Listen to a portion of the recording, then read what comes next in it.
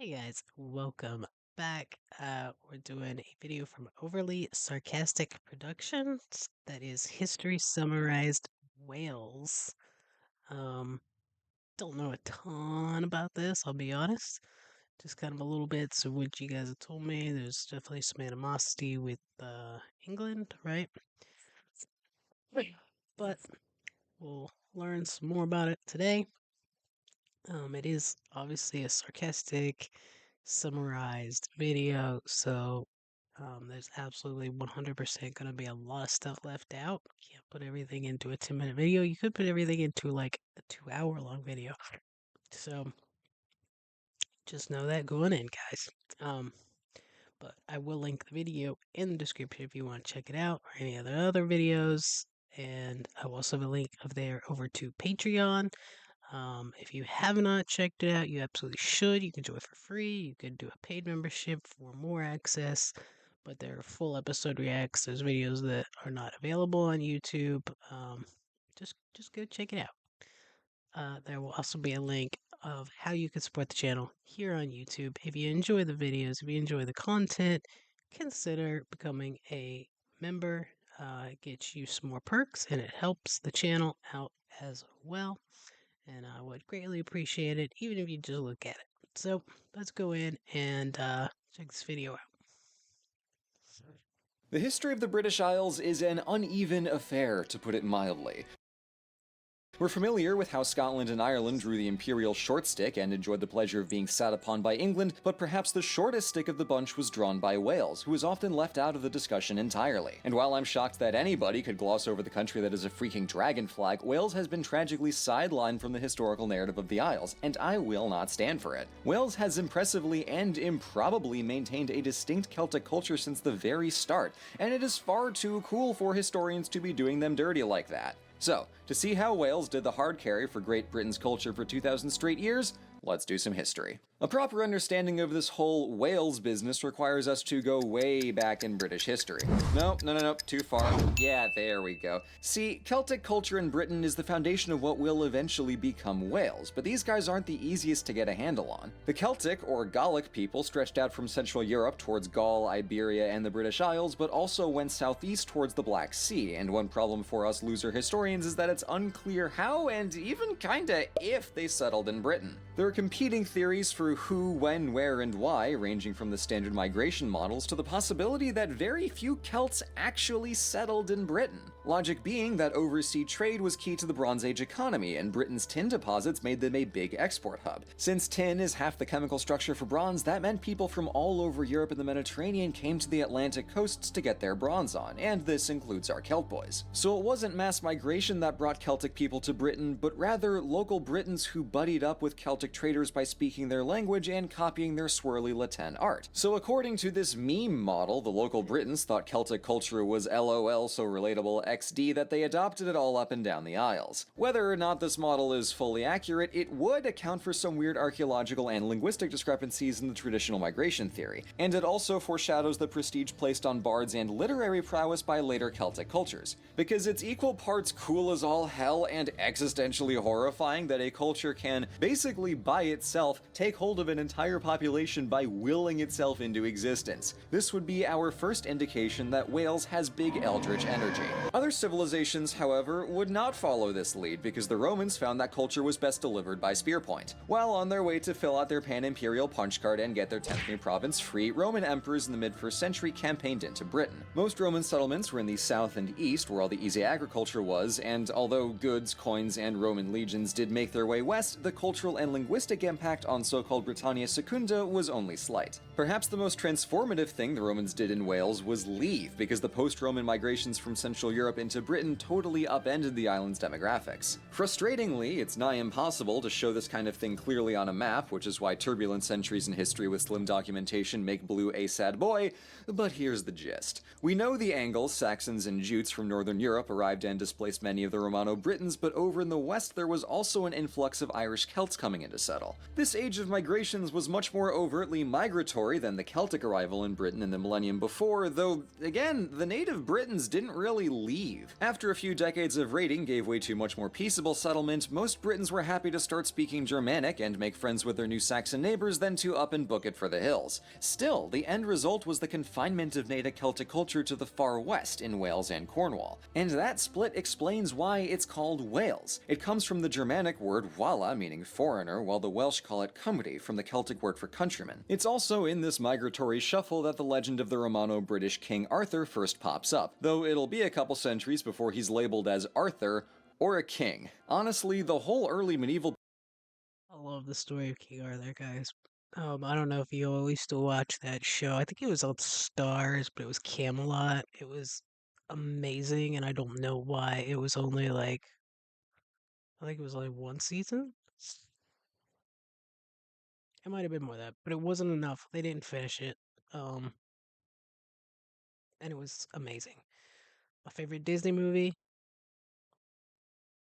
Sword and Stone. Best one. Best one. period in Wales has this pseudo-mythic Age of Heroes vibe to it. Good documentation is blah, what else is new, but the oral traditions that will later become the core of Welsh epic literature get their start in this era. So, as far as we can tell, what was going on in medieval Wales? Well, isolation from Germanic majority England was good for preserving a unified Celtic culture, but the politics were much more wibbly. Various local princes vied for hegemony over the many disparate realms, but succession always proved their undoing, as sons would squabble and big kingdoms would shrink back to where they started. The princes of Gwynedd and Powys were the most successful of the bunch, and as a result, King Offa of Mercia built a dike across his border in the late 700s to try and keep Powys out. But that worked about as well as any frontier walls have worked throughout history, which is to say, The Kaiju and enormous Category 4 broke through the coastal wall in less than an hour. barely. So despite the best attempts of Saxon kings and the Irish Sea, Wales wasn't entirely cut off from the rest of the world, as they had gotten on board with Christianity thanks to the missionary Saint David back in the 6th century. They might not have been the most consistent of pen pals with the Pope in Rome, but they were mostly on the same page. Wales' early medieval history of relative chill was aided by England's near-constant Viking tire fire, which pushed Conquer Wales way down the to-do list. But that changed when our old pals the Normans kite-shielded their way to conquering England, because suddenly this new Norman England had a much stronger army and they proceeded to point it right at Wales. Norman lords pushed into Wales along the northern and southern coasts and made some, but not a lot of progress. Since Wales was made of small principalities, the Normans could play the Welsh off each other, but then all of their gains were only incremental. Not so easy as winning Hastings and calling it a day. While casual war was the standard for the next 200 years along the borderland marches, elements of Anglo-Norman and Welsh culture made their way across. The princes of Gwynedd, Powys, and Deheubarth picked up some Norman political structures, and England learned about Welsh longbows the hard way. Although Wales didn't form into a unified nation, they did get close a couple times. Llywelyn Var fought off his family members to become Prince of Gwynedd and proceeded to bap all of his enemies out of the way so that he could assert his hegemony over Wales. He also tried to streamline the rules for royal succession so that every interregnum didn't immediately explode into a civil war. He then pushed eastward into the March and defeated King John of England so handily that his barons made him sign the Magna Carta to stop being such a royal knob. Llywelyn's military successes weren't quite matched by his grandson, also Llywelyn. Though he did the biggest prince in Wales routine again, he was defeated by England's King Edward Longshanks. The next year, in 1283, Edward pushed into Wales and stomped out the princes, using the old Norman trick of building a buttload of castles in newly conquered territory to stop the locals from getting ideas. In a twist that should surprise no one, England needed more than a few of these to do the trick, so Wales has the highest castle density of any country in Europe, with over 600 built and 100 still standing today. That is, and I really cannot stress this enough, a stupid amount of castles. That's the density equivalent of 23 castles in New York City, with a less impressive but still formidable 2 castles just in Manhattan. Good lord! In any case, the post-conquest period was a weird century for Wales. Suddenly they were subordinate to England, but soon they got tied up in the 100 Years' War, and then everybody had plague to contend with. So while it was a real wacky time, it was also surprisingly indicative of the history still to come, as England goes about its business while holding a pillow over Wales' face, gently shushing them and hoping nobody notices. Forgive me for speedrunning through the next several centuries, but I've already done the England plotline once, and that was painful enough. A century after a thwarted independence uprising in 14 1400, Wales had the good fortune to pull a reverso and put a Welshman on the English throne. The man in question was one Henry VII, notable ender of the War of the Roses, and he set up Wales for greater integration with England and way more rights than they had before. This all became official via the Laws in Wales Act passed by Henry VIII in the mid-1500s. He drew up county borders, standardized laws, gave Welshmen equal status as Englishmen, and gave Wales representation in Parliament. And as an added bonus of Henry's hop over to Hey man, they did you guys better than they did us.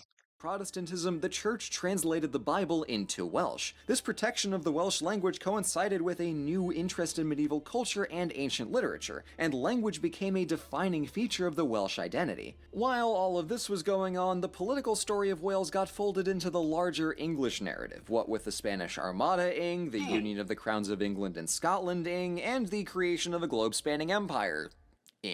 Despite playing second fiddle, maybe closer to fourth, in the history of the British Empire, Welsh literature was rising in prominence during the Romantic movement, thanks in part to some shiny new editions of classic works. Specifically, Lady Charlotte Guest compiled and published the four branches of the Mabinogi, and doubly translated too, so Welsh and English readers could both enjoy the medieval folklore. In contrast to Scots Gaelic going kaput and Irish Gaelic suffering a steep decline in the 1800s that they're only recently bouncing back from, Welsh literature and poetry came in clutch for the long-term endurance of the language. But while the Romantic era was in full swing, so too was the Industrial Revolution. So all these fancy new machines and choo-choo trains needed coal if they wanted to do anything, and Wales happens to have a crap ton of the stuff. Southern Wales swiftly became the mining capital of the empire, and while coal and slate may have been big business, they were also hellish jobs to work. So Wales ended the century more urbanized than it had ever been, but the Welsh probably weren't so thrilled about why, especially as British attitudes towards them soured and Wales got the dingy reputation shared by all other regions doing heavy industry. Although the 1900s started out pretty rough, what with the coal mining and a nasty spell of discrimination against the Welsh language in schools and work, Wales turned a corner after the Second World War. Industry diversified and politicians campaigned for more regional autonomy and protections for the language. The Welsh Language Acts of 1967 and 93 elevated Welsh to on par with English, granting bilingual signage, the right to use Welsh in legal proceedings, and Welsh language broadcasting. So now a third of Wales can speak the native language. And in 1999, Wales, and also Scotland, but that's a different story,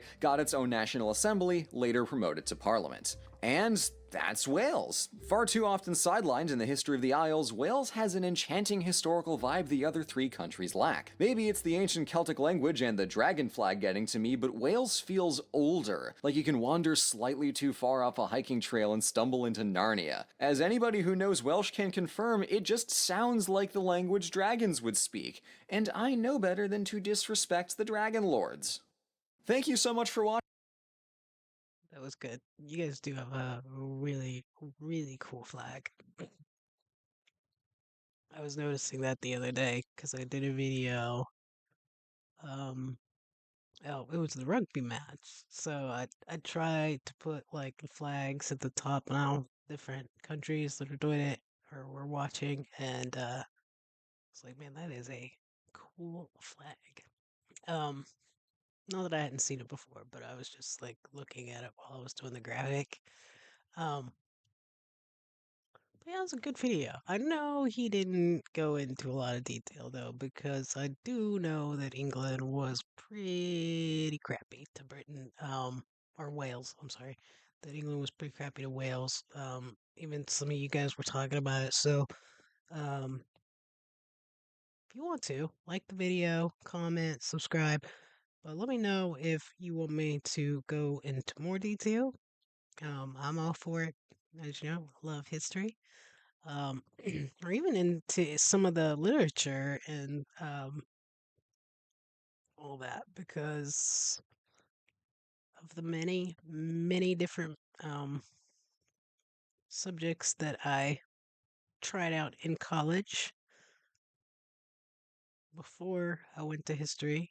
After I went in for art, I went for literature, English as well.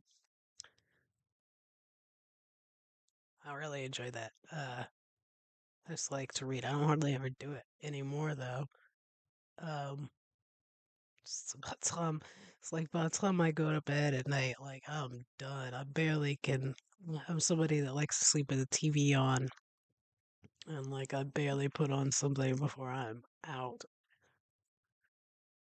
But yeah, let me know in the comments, even if there's like a particular thing you want me to like if there's a particular video, you guys are really good about like sharing links with me and I absolutely every time you guys send me one and I see it, I go check it out and I'll save it to watch later to do these videos.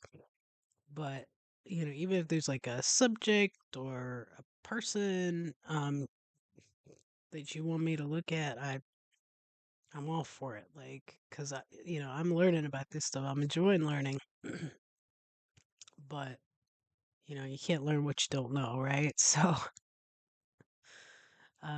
help me out with that, guys. I do appreciate it. I appreciate you watching with me. You guys are awesome. You're awesome. Have an awesome day, guys.